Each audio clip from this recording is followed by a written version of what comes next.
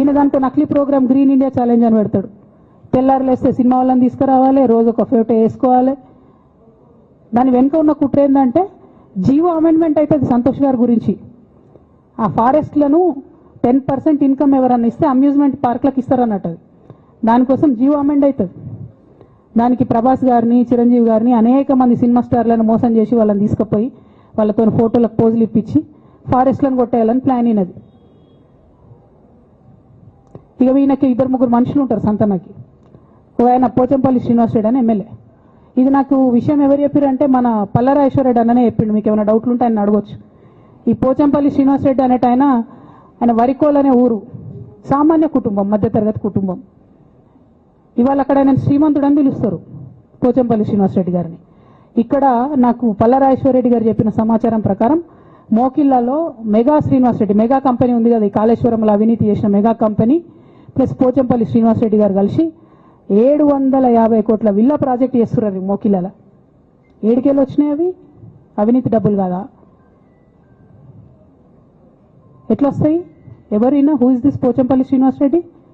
Santosh Rao classmate. అది తప్ప ఆయనకున్న అర్హత ఏం లేదు. ఆయనకి ఎమ్మెల్సీ వస్తుంది, కాంట్రాక్ట్లు వస్తాయి, ఇంకేందో వస్తాయి. అట్లనే నవీన్ రావు అని ఇంకొక ఎమ్మెల్సీ ఉంటాడు. ఆయన డైరెక్ట్గా మా ముఖం పట్టుకొని అందరం కూడా అంటాడు, నాకు ఎమ్మెల్సీ ఇచ్చింది కేసీఆర్ గారైనా నాకు దేవుడు సంతోషం అంటాడు ఆయన. నిన్న మొన్న వాళ్ళ ఫాదర్ని పట్టుకున్నారు పేకాటల. ఏమైంది కేసు? ఆల్రెడీ నవీన్ రావు గారు పోయి మన ముఖ్యమంత్రి గారు కాళ్ళు పట్టుకున్నట్టుగా తెలిసింది.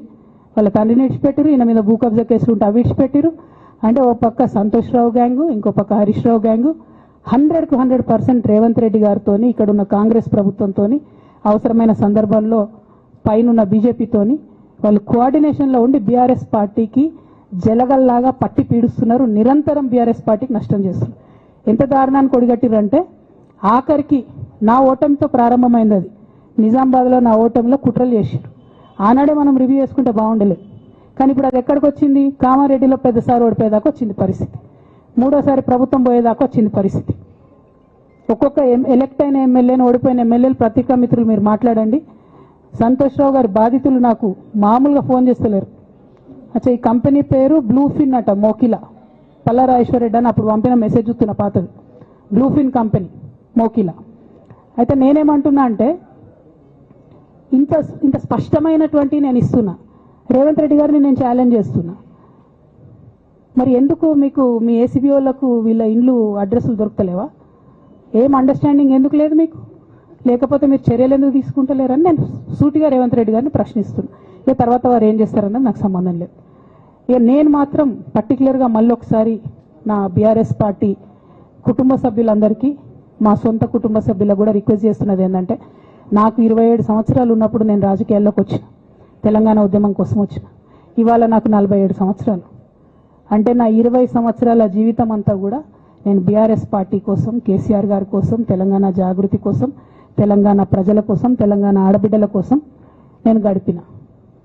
సడన్గా ఇవ్వాలా నీకేం సంబంధం బీఆర్ఎస్తో అని, నువ్వెవరు అని చెప్పి సస్పెన్షన్ ఒకసారికి పంపిస్తే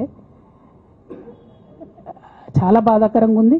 పర్వాలేదు, అయినా నాకు ప్రజలు ఉన్నారు, నేను వాళ్ళ దగ్గర పోతా, వాళ్ళతో పాటు ఉంటా. కానీ బీఆర్ఎస్ పార్టీలో ఉన్న నాయకులకు, కార్యకర్తలకు రిక్వెస్ట్ చేస్తాను, సోషల్ మీడియాలో వచ్చే పిచ్చి పిచ్చి పట్టుకొని ప్రజాప్రతినిధులు ప్రెస్ మీట్ పెట్టింది నిన్న భవన్లో.